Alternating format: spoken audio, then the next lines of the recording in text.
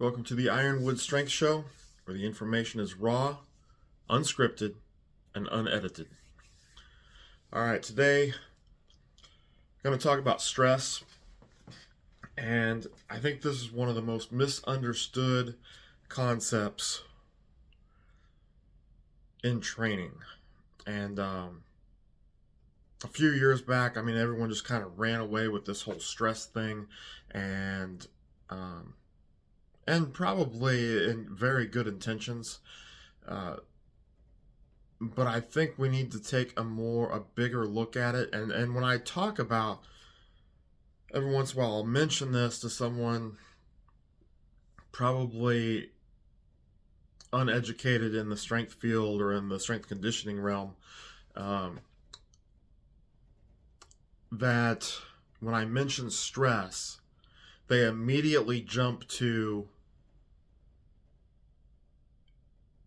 how it's a mental issue. And I don't want to be offensive to anyone that thinks in that way, because most people don't have a background in this. And this is dealing kind of more along the lines, I don't even want to say the word psychology, because it's not just from the psychologic standpoint. It's much different. So looking at it as a mental thing is really a very narrow-minded view of stress. And that's why I said I don't want to offend anyone that doesn't understand this concept. But stress is bigger than just the mental aspect.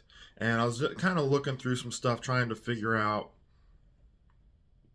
how to define it, because I don't really know how I would define it. And I looked up a few things. And the World Health Organization, of all people, their statement on what stress is, they said stress is a state of worry or mental tension caused by an outside caused by a difficult situation. And that's going directly to stress being a mental issue. Okay, and that's not how we should be looking at it. Again, it feeds that narrow-minded focus, and we need to think more globally and bigger than just being from the mental side. Okay. So I found another one by the National Institute of Health, and this is more along the lines of how I think it should be viewed. And this one stated that stress is a physical or mental, because I don't want to eliminate the mental side. That's definitely part of it, but it's a physical or mental response to an external cause. Okay, so that's going to feed more into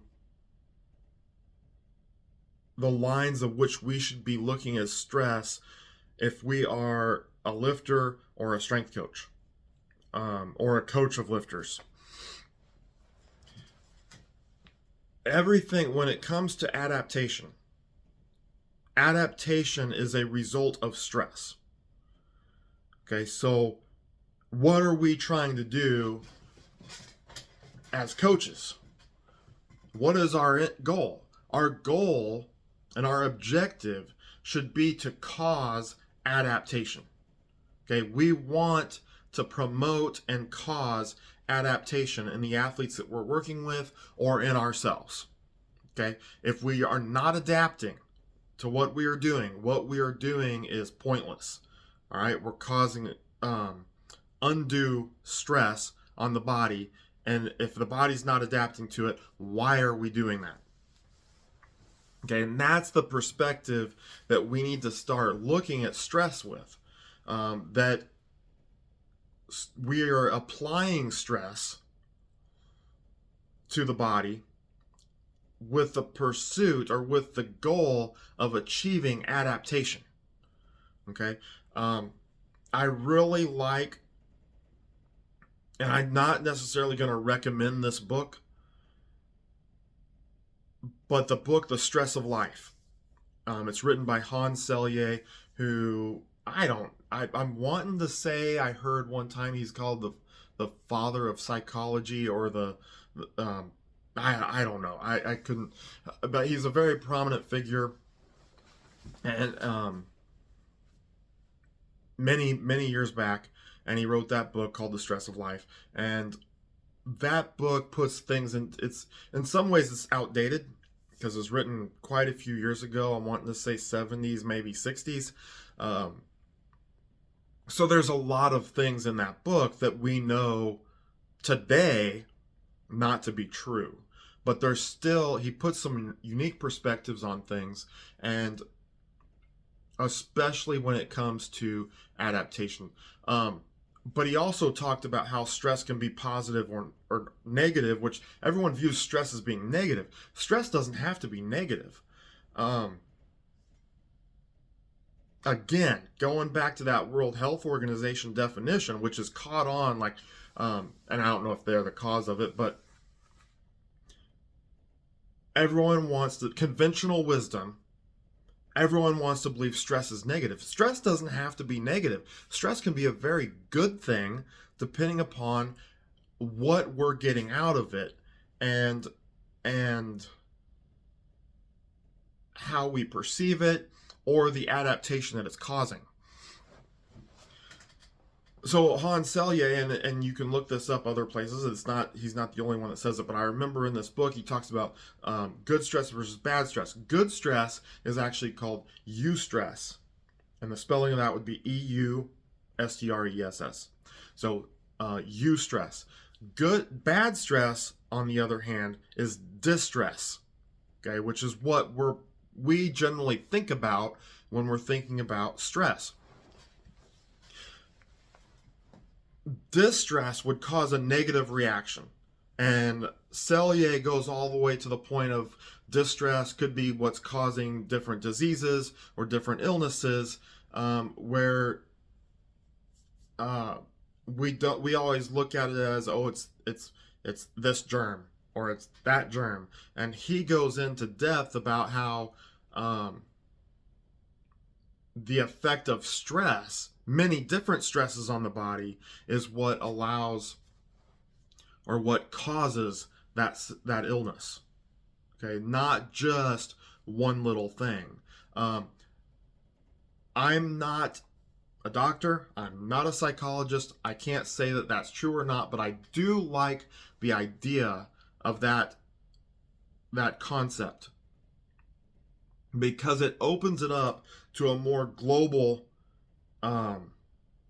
outlook, and which, when we're talking about training, you have two lifters and they're doing the exact same workout, and one of them is making a ton of progress and the other one is not, or maybe the other one's going backwards, and we have to look at that and say why. If they're doing the same things and lifter A is getting this much better and lifter B is actually regressing, there's got to be something there. If they're doing the exact same thing, there's got to be a reason why those two things are happening. And I'm going to throw out, okay, someone with 30 years experience versus someone with 2 years experience. We're going to put them on an equal level playing field. They both have the same amount of lifting experience. Everything's the same, all the way down to the training. Okay, the difference being what's happening outside of training, or how do they perceive that training, are two different things that could be affecting that and causing one to have essentially distress while the other one is having eustress. Eustress, lifter A, having a lot of good results. That's the eustress. That's the positive adaptation. The distress, lifter B, he's regressing.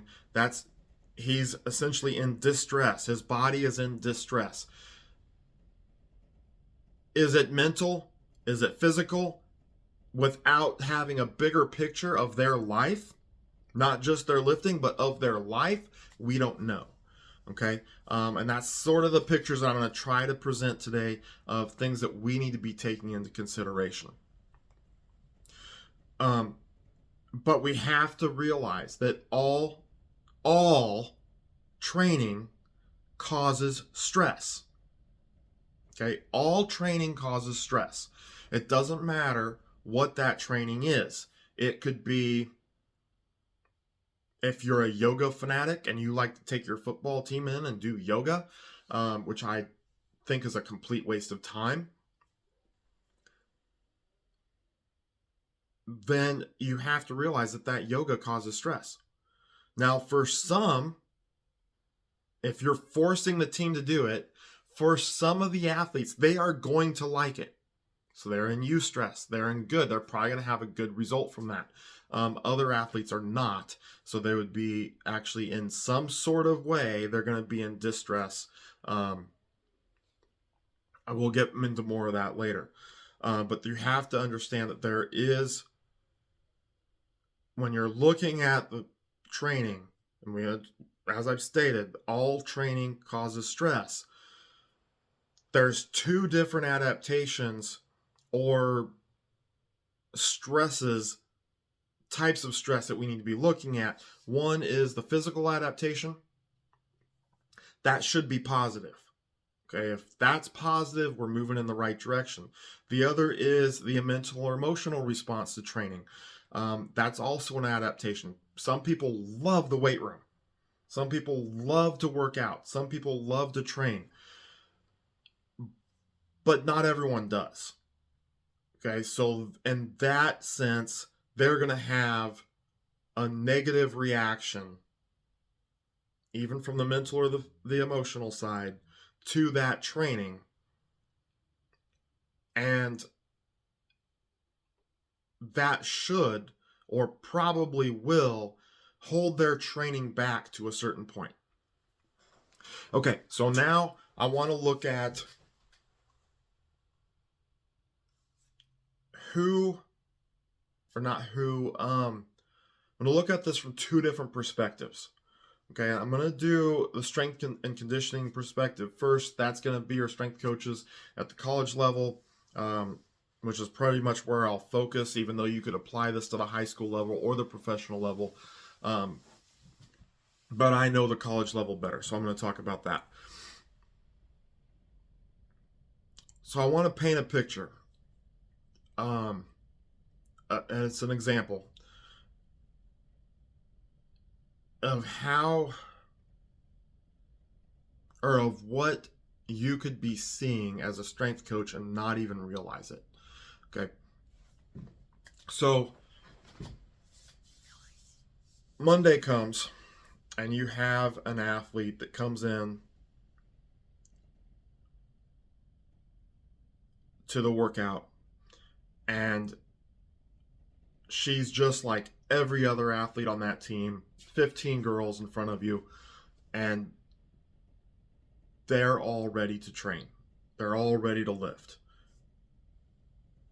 That's the way you're looking at it as a strength coach. Okay? And I'm not trying to blame anyone, because I think every strength coach, including myself, does this. When you have that team in front of you,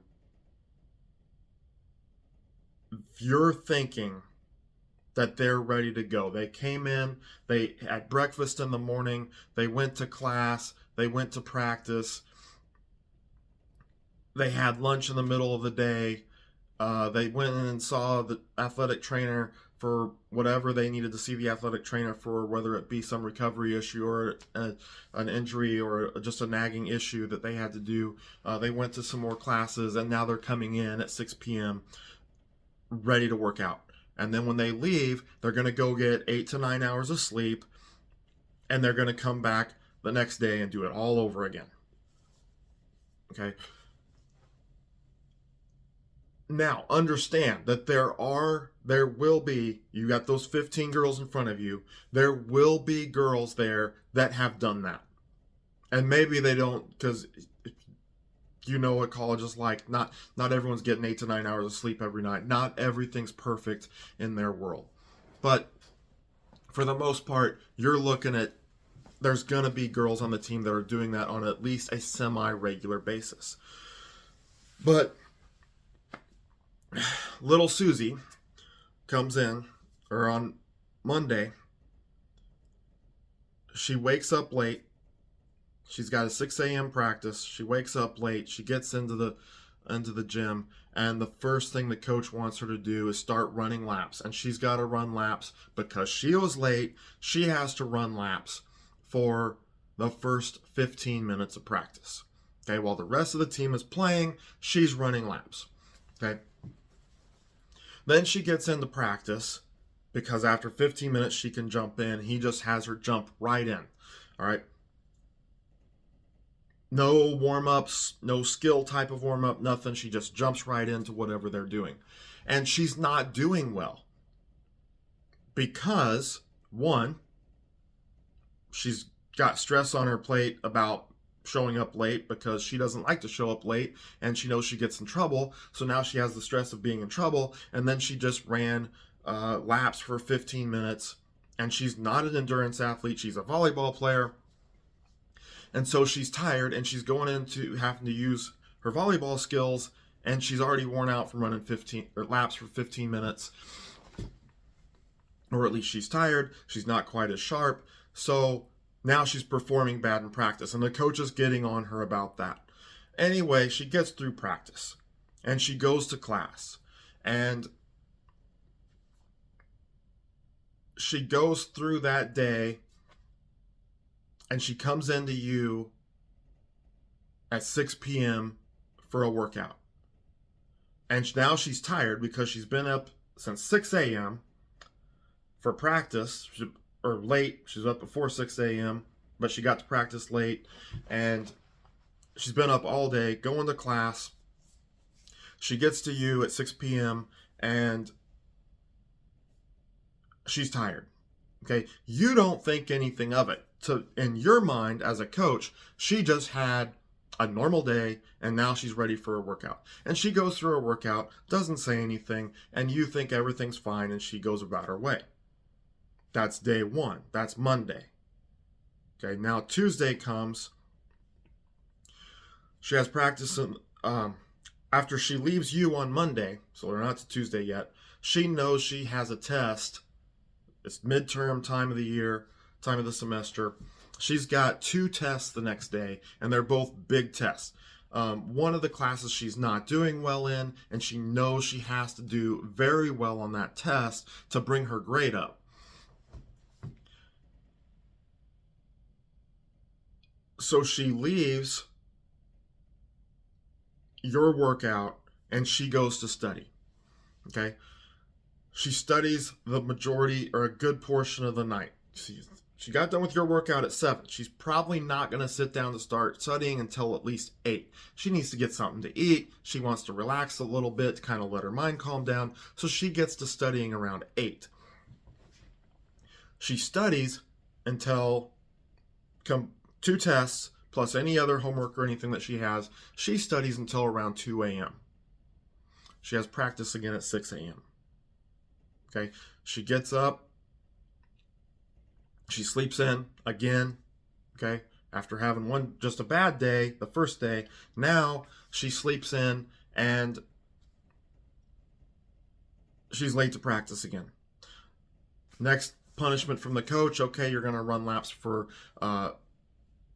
half an hour, plus you're going to do push-ups every so often, and then she goes into practice. Naturally, she's going to have a bad practice after that because she's completely drained from the 30 minutes of running and all the push-ups that she had to do. Don't get me started on push-ups. That's another issue. Because she's probably not really doing push-ups, but she's supposed to be doing push-ups, but she views it as being negative. Anyway, bad practice. Coaches on her the whole practice after she gets in because she's performing well or performing poorly. Bad practice. Goes to her first test.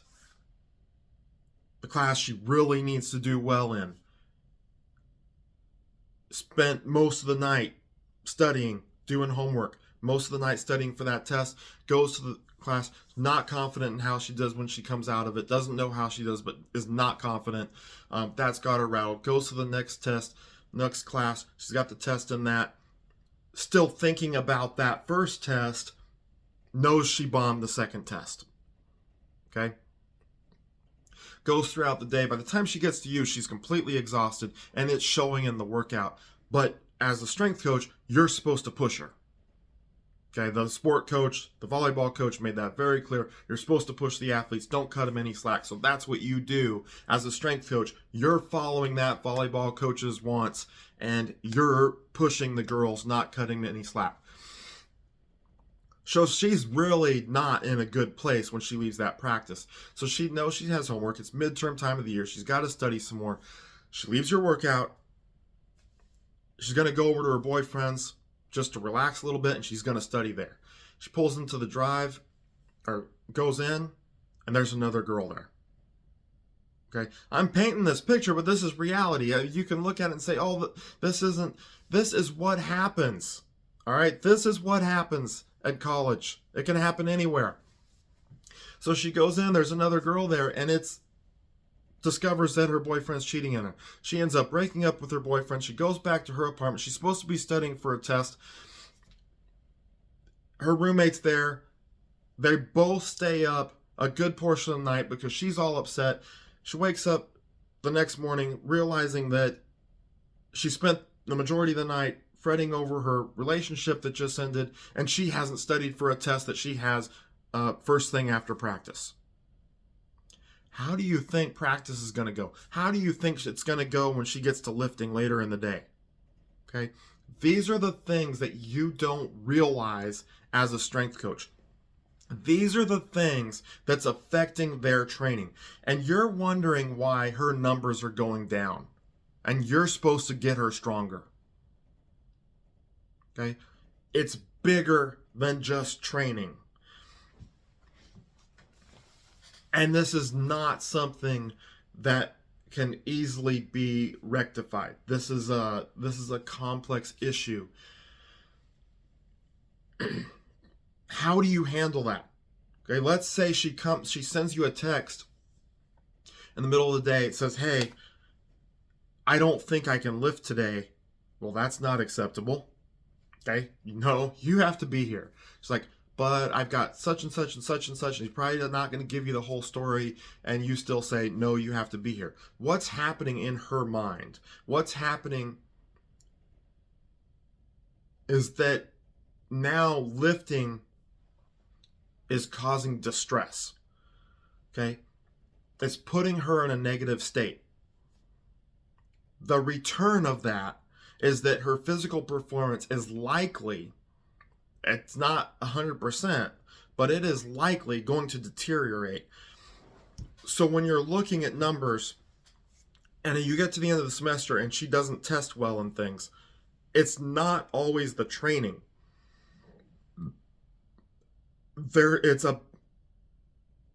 There's many things that can go into that. Okay? I just painted kind of an extreme picture. But that's the reality that you're dealing with when you're working with college athletes. Okay, is that happening with every girl all the time? No. Is it happening with every guy all the time? No. But could it be happening? Yes. So if you don't embrace that and have a plan of how you're going to manage that, then you could be running certain athletes into the ground. Okay? So what is your plan? And I can't necessarily say that I had the best ideas on this. Every athlete you work with is going to be different. And I hate utilizing that as kind of a cliche type of statement that, oh, every athlete's different. Understand, one, that's true, but the situations that they're going through and how they perceive those situations, that is extremely different, and you have to understand that concept. So what is the plan on how you deal with that? For It becomes very difficult because you also have to work with their sport coach. You have to work with that volleyball coach, or the basketball coach, or the golf coach, or the football coach. And those coaches aren't always on the same page. Well, they just need to toughen up and figure out how to handle it. That's not going to work. Okay. So that creates this whole problem of, and some coaches are very understanding. They get this. They even if they don't know all the complexities and the scientific part of it, they know how to work with certain situations. They understand different situations. They have leadership ability that goes beyond the X's and the O's of their sport, or the just work harder type of mentality, or the just get through it type of mentality. So if you have a coach that will work with you in that manner, things become simpler. Hey, let's not have her work out today. And I know there's a lot of coaches that is not an option, but sometimes that is the best thing you can do. And I'm not saying to do this just because someone has an issue. I'm saying there are certain circumstances with certain personality types, and I like those personality profiles that tell that the good ones that break down your personality, because they can really teach you how to communicate. You can't do it probably with everyone, especially if you have larger teams or multiple teams. But you can learn how to communicate with people through those profiles, and you can formulate a plan from there. Now, that's probably not an option for everyone.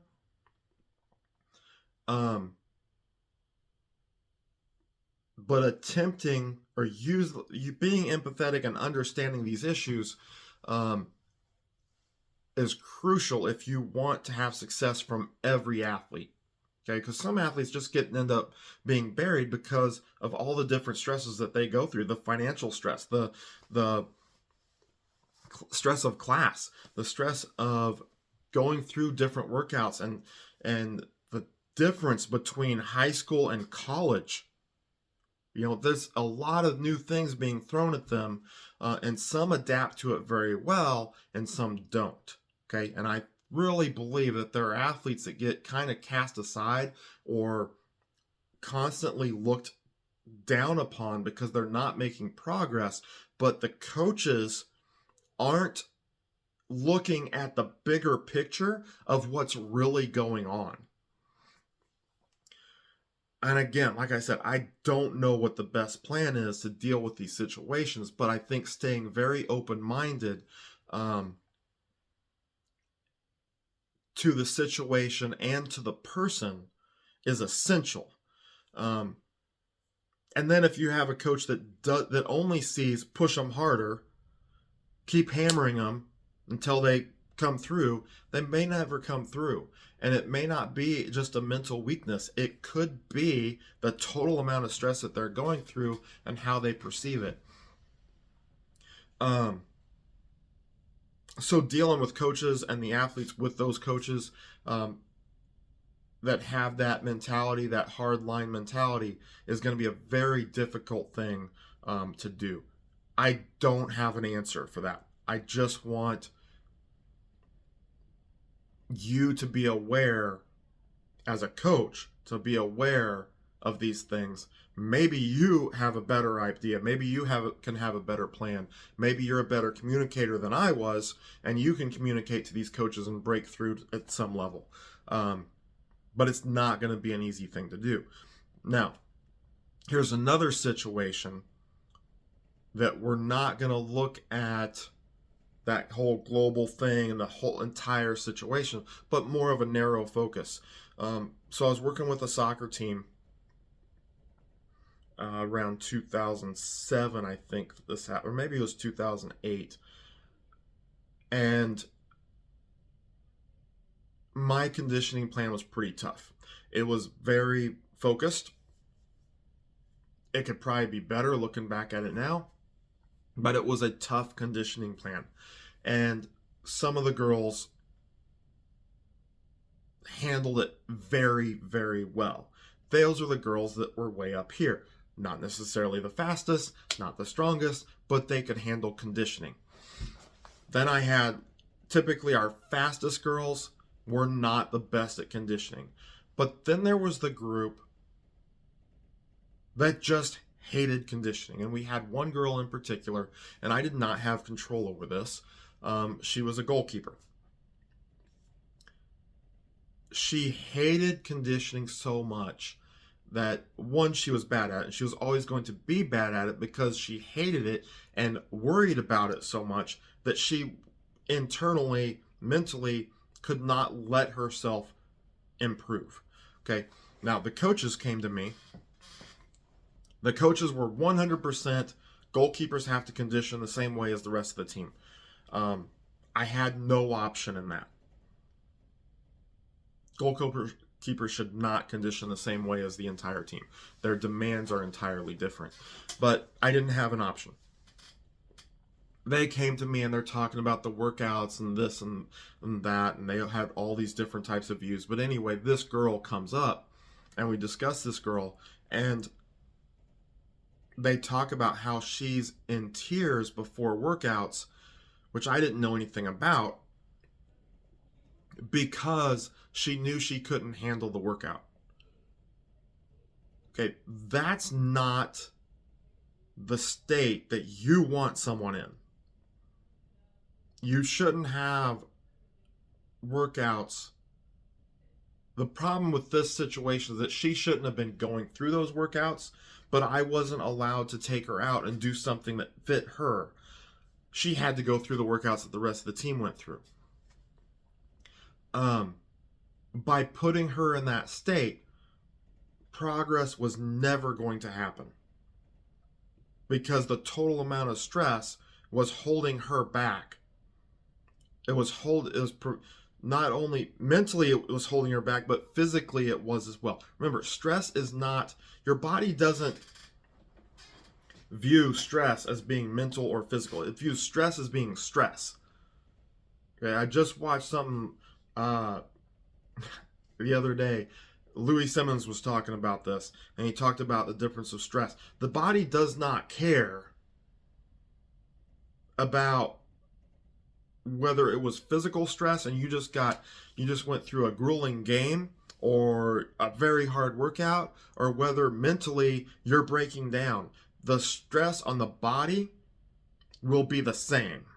Okay, the body is going to react to the stress, no matter if it's mental or physical. The body is going to react the same. If you're going through distress, it's going to have a reaction based on distress. If it's going through stress that it can adapt to in a positive way, it will adapt to it in a positive way. But if your mind is telling you, even if that adaptation should be positive, your mind is telling you everything is negative, your body still is going to react in that negative way. Okay, so you can't assume all stress is different, or stresses are different, because the reaction is going to either be a positive reaction in which you see benefits, or a negative reaction in which you see the regression. Okay.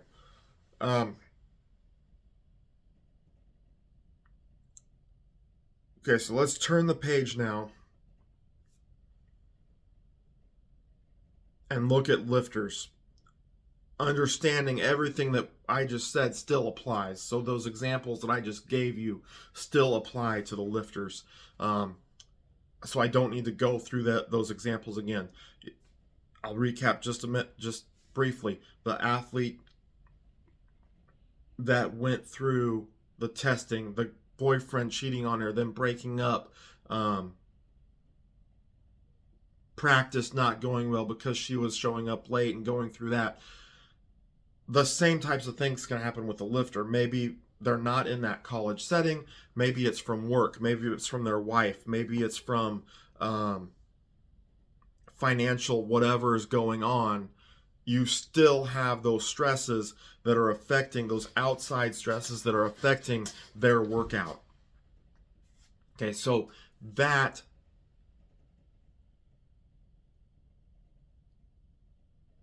is something we can work with much easier with the lifter. The same thing if you have a lifter that is parts of the workout they don't do well in, and I can't really, if your training is not set up properly, so you're having power lifters or weightlifters do a lot of prowler sprints, which there's no reason a weightlifter or a power lifter should be doing those. And you have a lifter that's has to come in and do that, and they're struggling. So every time they get to that part of the workout, mentally they're shutting down because they don't want to do it. So that would be another example of a lifter, because generally lifters like lifting. That would be an example of a lifter struggling with that that part of the workout so much that it could be affecting the rest of their training.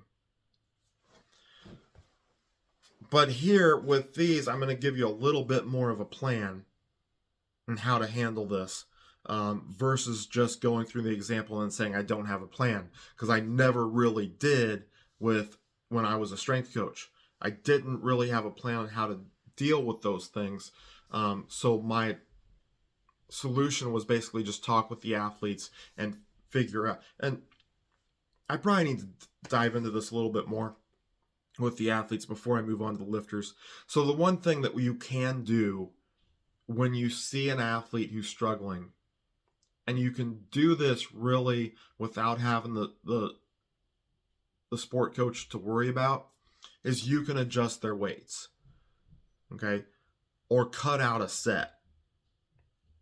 Now, if their coaches are there watching with an eagle eye, trying to see every little thing that you're doing wrong, it becomes harder. But if you really have an athlete that's struggling, and you know that, and you know they don't like lifting or they're perceiving it negatively, you can cut their weights back inside of a workout.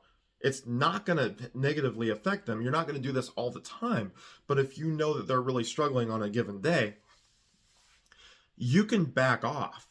It's pretty easy to back off in the weight room and just say, hey, why don't, instead of going up to your top weight that you're supposed to go to, why don't you just stay here?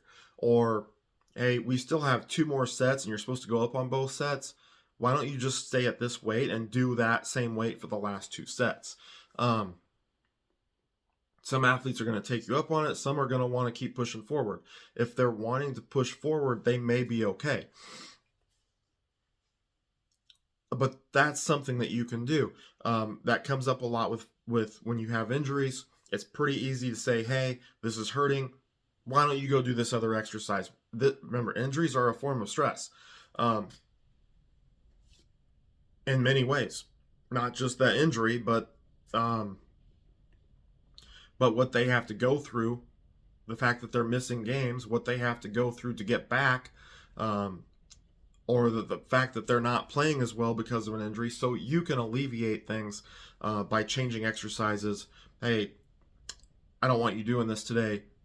Go do that instead. Or by backing off in weights like I just said. So those are ways that you can adjust. You can make those adjustments on the fly in the workout. Okay. And a good strength coach is going to do that. They're going to communicate with their athletes and make those adjustments as they go, versus having that hard line. Well, this is what's written on the paper. This is what's written on the sheet. Okay. Adjust on the fly.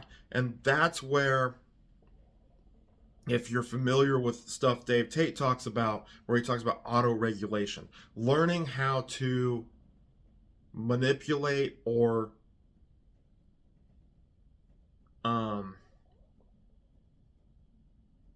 adjust the workout based on the needs of the athlete at that given time.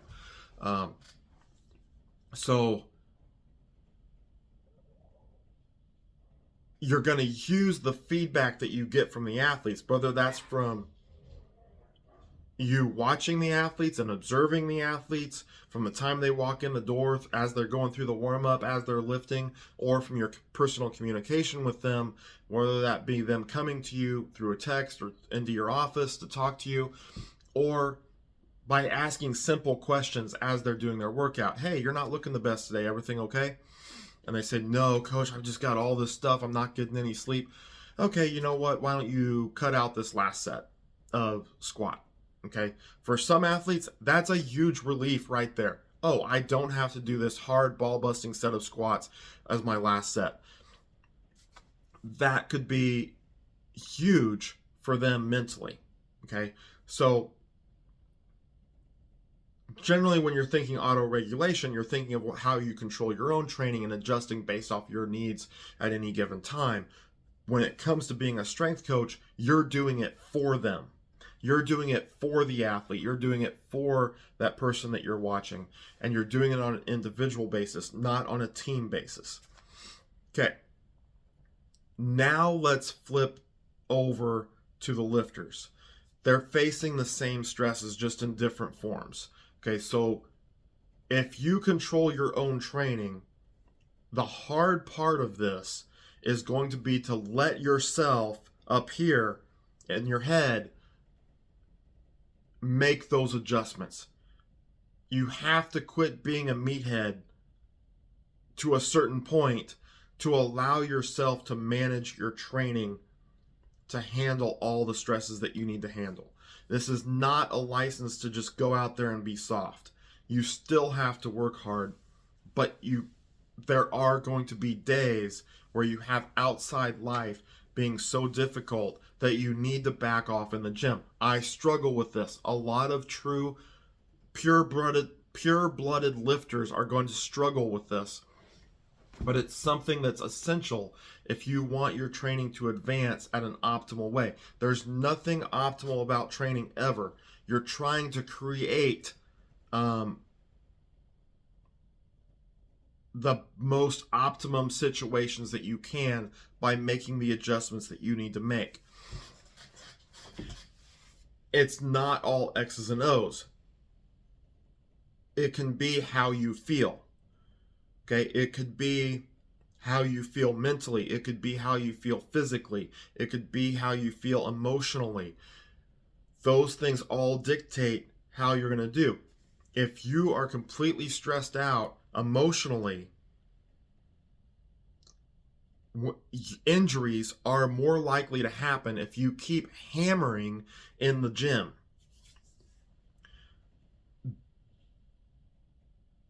Don't think that these things are separate. And I know there's people out there saying, well, I go to the gym to relieve stress. It doesn't work for everyone. Okay, some people carry that stress into that workout and it negatively affects their workout and their training.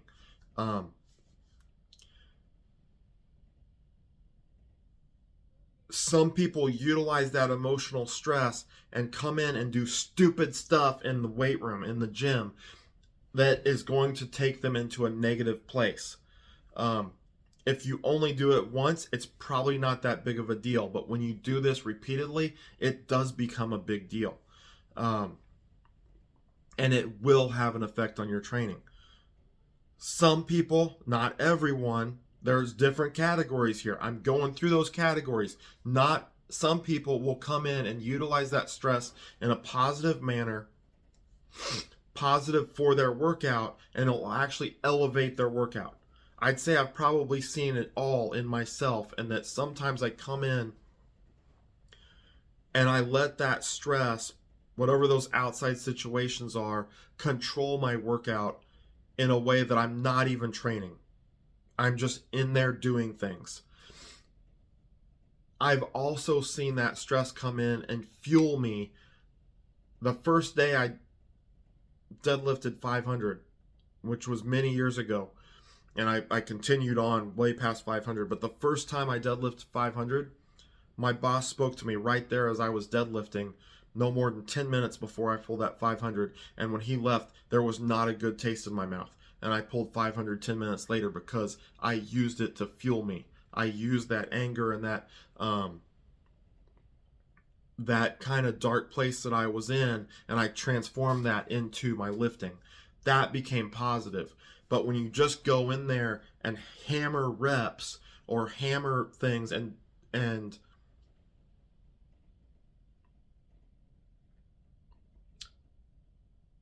when you start making bad decisions and you let those bad decisions affect your technique, affect the choices that you're making in regards to weights, affect the choices that you're making in regards to reps, that thing can turn negative very quickly.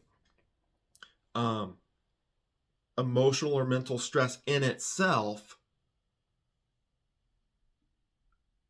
can lead to injury, because remember what I said, the body doesn't differentiate. It only knows stress. It doesn't care whether it's emotional or not. If you're in a distressed state, your body is more likely to break. Okay, so we need to manage that.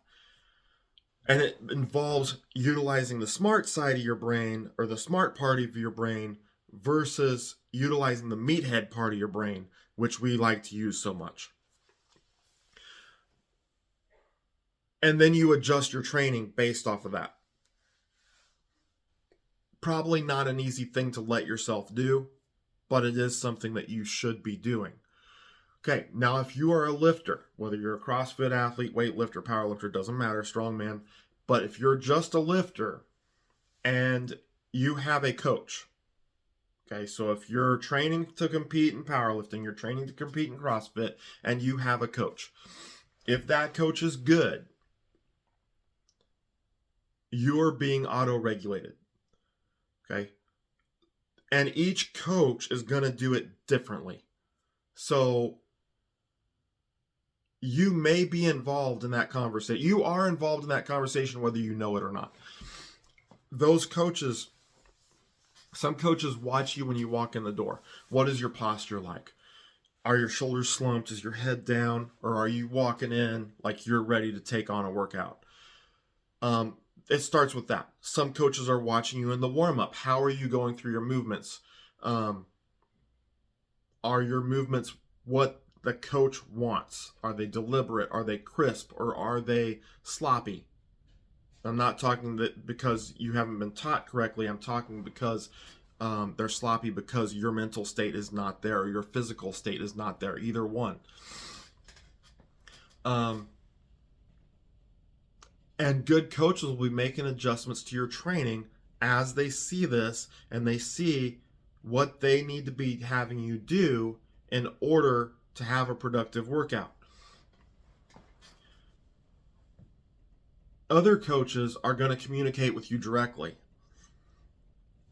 Those coaches are going to ask you questions. How was your day? How was this? How was that? And they may be watching you too, but they're utilizing more personal communication type of feedback in order to make those decisions and how to adjust your workout. Okay, but understand that any good coach is utilizing auto-regulation for you. Whether you know it or not, they're adjusting your workout based off what they're seeing on that day. Okay, and so I'm kind of going brain dead right now.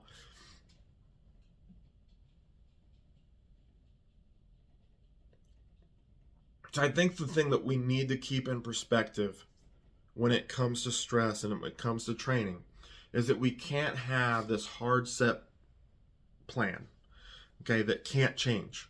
We need to be flexible with that plan and understand that the stress can be physical or mental. And our plan needs to adjust based off what we are going through, or what those athletes are going through, and that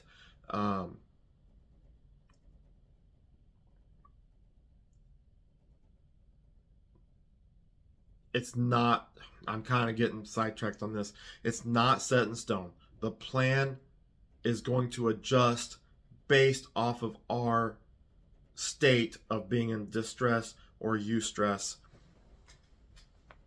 If it doesn't adjust and it continues to, if it doesn't adjust one day, most likely it's not going to be an issue. But if it's a continued thing, it can run into issues.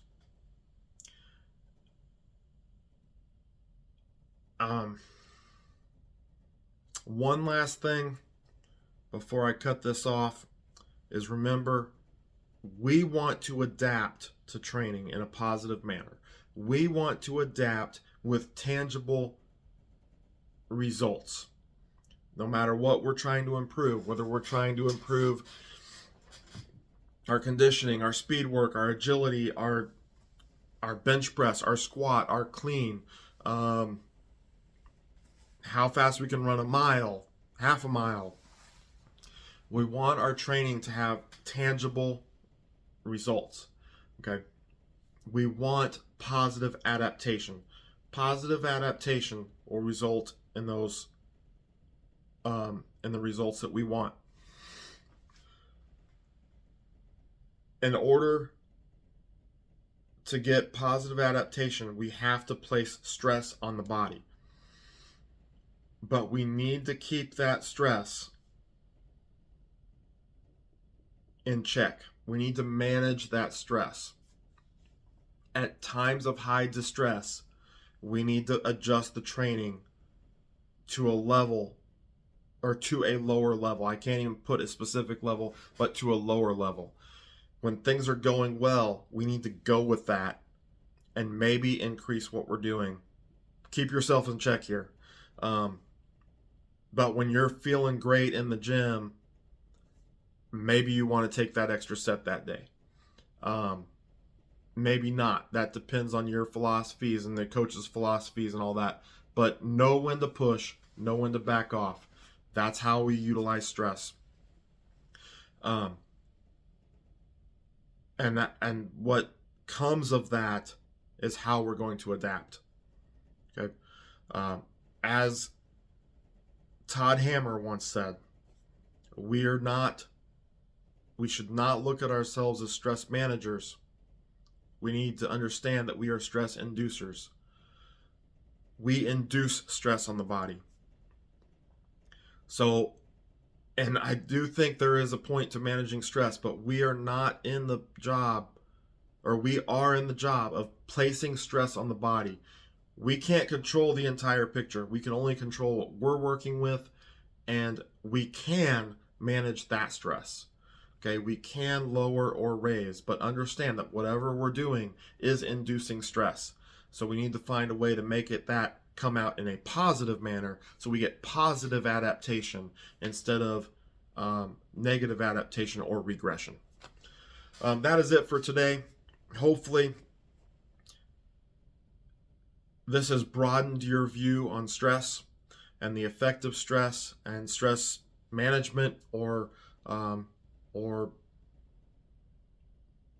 well, I guess stress management. If you like what you're seeing on these videos, please like the videos, subscribe to the channel. It's the Ironwood Strength Show. And if you have coaches, lifters, athletes that you think will enjoy this, or you think can get something out of it, please share these videos with them. Lots of stuff on the channel. It's growing. Different playlists you can pick from.